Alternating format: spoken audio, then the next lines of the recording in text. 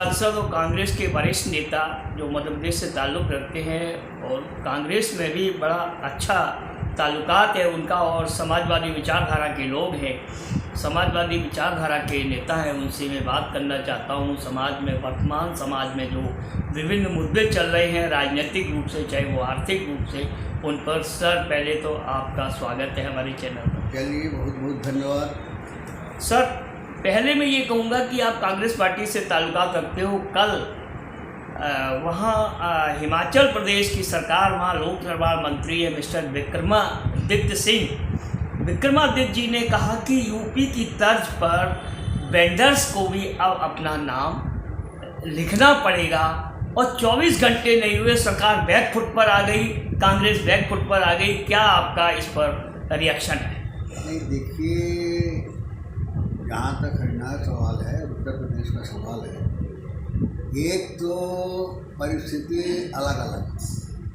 उत्तर प्रदेश की जो हमारी स्थिति है, चाहे वो सामाजिक हो, धार्मिक हो, अलग है जी, और वहाँ की अलग है। और दूसरा जो उन्होंने कहा है, व्यक्तिगत विचार अलग होते हैं और वक्तव्य दे देना अलग होता है, और किसी चीज़ को कानून बना करके इम्प्लीमेंट करना अलग होता है। तो ऐसा कुछ माने हुआ बयान दिया गया है कि माने इस तरह का होगा, लेकिन इस तरह का न कोई आदेश पारित हुआ है और न कोई कानून बना है। सर आज एक और खबर आई है कि सरकार हिमाचल प्रदेश के प्रभारी है राजीव शुक्ला जी। राजीव शुक्ला जी ने मुख्यमंत्री सुक्खू जी से भी बात की और विक्रमादित्य जी से भी बात की। ये भी एक खबरें आ रही हैं मीडिया में कि विक्रमादित्य सिंह को दिल्ली बुलाकर फटकार लगाई गई। क्या कांग्रेस राहुल गांधी के नेतृत्व में जिस तरीके से ओबीसी, पिछड़े और अन्य जातिगत जनगणना की बात, क्या उनके लोगों को पसंद नहीं आ रही है? नहीं, देखिए, सवाल इस बात का है कि दो चीज़ होती है। कोई बात प्रयोग के रूप में की जाती है, कोई बात कही जाती है, कोई कानून मान लीजिए एक व्यवस्था आती है, और अगर वो जनहित में नहीं है, जनता के दिल में नहीं है, तो उसको वापस भी किया जाता है, उसको लागू नहीं किया जाता है। तो भारतीय जनता पार्टी की तरह नहीं है कि अगर उन्होंने गलत कोई स्टेप ले लिया है, आम को इमली कह दिया, फिर इमली वो सिद्ध करने में लग जाएंगे। कांग्रेस पार्टी प्रजातांत्रिक पार्टी है, और प्रजातांत्रिक पार्टी में उसका दायित्व होता है, अधिकार भी होता है कि अगर कोई ऐसा स्टेप है लेने की हमारी मंशा है जिसमें लोगों का भला नहीं है, लोगों का हित नहीं है, तो उसको वापस लेते हैं सर, और आगे बढ़ाना बंद कर देते हैं। सर वापस तो लेते हैं, आप ठीक कह रहे हो, लेकिन मैंने पिछली बार भी एक दो बार आपसे इस पर चर्चा की थी, क्योंकि जो हिमाचल प्रदेश जो राज्य है खासकर, वो सवर्ण बाहुल राज्य है। वहाँ सवर्ण चाहे बीजेपी के हों चाहे कांग्रेस के हों, वहाँ उनको राहुल गांधी की खबरें आती हैं कि राहुल गांधी की ये ओबीसी और राजनीति पच नहीं रही है, सामने आ गई। इस पर आपका क्या है? आधा कमान नाराज है। ये बड़ी खबर इस वक्त की आपको बता रहा हूँ, विक्रमादित्य को फटकार भी लगाई आला कमान ने। योगी मॉडल की बात कही थी विक्रमादित्य ने, अब उनको फटकार भी लगाई गई है। अलग जो प्रांत हैं, अब के शर्मा जी, प्रांतों की अलग अलग परिस्थितियां होती हैं। इस पर वो बता देते हैं, विक्रमादित्य के बयान से कांग्रेस नाराज है। जो सूत्रों के हवाले से बड़ी खबर आ रही है, नेम प्लेट वाले बयान से आधा कमान नाराज है। ये बड़ी खबर इस वक्त की आपको बता रहा हूँ, विक्रमादित्य को फटकार भी लगाई आला कमान ने। योगी मॉडल की बात कही थी विक्रमादित्य ने, अब उनको फटकार भी लगाई गई है। और जो अब के शर्मा जी, संख्या का प्रतिनिधित्व है सारे देश में, बड़ी खबर आ रही है, वो बता देते हैं, विक्रमादित्य के बयान से कांग्रेस नाराज है। ये सूत्रों के हवाले से बड़ी खबर आ रही है, नेम प्लेट वाले बयान से आधा कमान नाराज है। ये बड़ी खबर इस वक्त क्या राहुल गांधी ने किया है कि जहां जिसकी जनसंख्या है उसके आधार पर उनको व्यवस्था दी जाएगी, और जो 50% का बंधन है उसको भी हम हटाएंगे, कि 50% बंधन से ओबीसी के लोगों को न्याय नहीं मिल पाता। इस वजह से हम उस बंधन को भी हटाएंगे।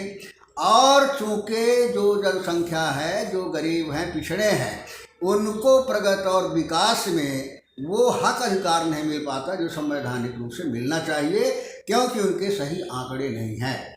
इस वजह से उन्होंने घोषणा किया है कि हमारी सरकार आएगी तो हम सेंसस कराएंगे, गणना कराएंगे, ताकि ये पता चले कि कितनी किसकी आबादी है और कौन कितना पिछड़ा हुआ है, उसको प्रगति और विकास में कितनी हिस्सेदारी होनी चाहिए, ये सुनिश्चित करने के लिए उन्होंने नारा दिया है। भारतीय जनता पार्टी की नई की नारा दे दिया है और उसमें कार्रवाई कुछ नहीं करना, और जब मौका आए तो जो उनको मिलने वाली सुविधा है उसमें भी डकैती डालना, उसको भी कम करना और उनके स्वाभिमान सम्मान को चोटिल करना, ये भारतीय जनता पार्टी जैसा कांग्रेस क्षेत्र नहीं है। सर, एक छोटा सा सवाल, हिमाचल प्रदेश की इतनी सरकार 1 साल से हो गया है, लेकिन आज राहुल गांधी जी ने वहाँ जातिगत जनगणना क्यों नहीं कराई इस तरीके से बिहार में नीतीश कुमार जी ने जनगणना कराई थी? इसका क्या मुख्य कारण रहा? देखे जातीय जनगणना जो है वास्तविकता ये है कि वो केंद्र का विषय है, और जब तक वो केंद्र लागू नहीं करेगा तब तक पूरा लाभ ओबीसी के लोगों को या दलित लोगों को नहीं मिल पाएगा। इस वजह से ये केंद्रीय विषय है, जो संवैधानिक प्रावधान है सारे देश के लिए, इसके लिए जरूरी है कि केंद्र के द्वारा वो कराई जाए।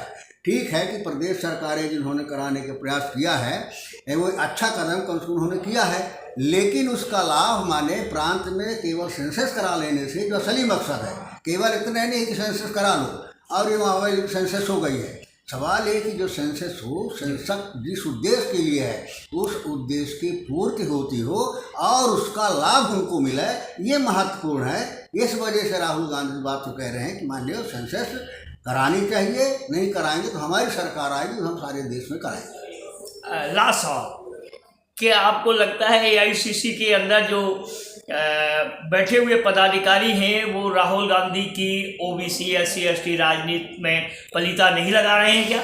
नहीं, देखिए व्यक्तिगत विचार हो सकता है, ऐसा नहीं है। जो राहुल गांधी के कांग्रेस पार्टी की नीति है उसके आधार पर ही काम होता है, उसके आधार पर ही आगे बढ़ते हैं। और ये बात है कि हर जगह हर विचारधारा के लोग होते हैं। कुछ ऐसे विचारधारा के लोग हैं जिनको माने लगता है कि माने इससे भला नहीं होगा, तो उनके व्यक्तिगत सोच हो सकती है, लेकिन व्यक्तिगत सोच के आधार पर पार्टी का निर्णय नहीं होता है, पार्टी का निर्णय सामूहिक आधार पर होता है। धन्यवाद।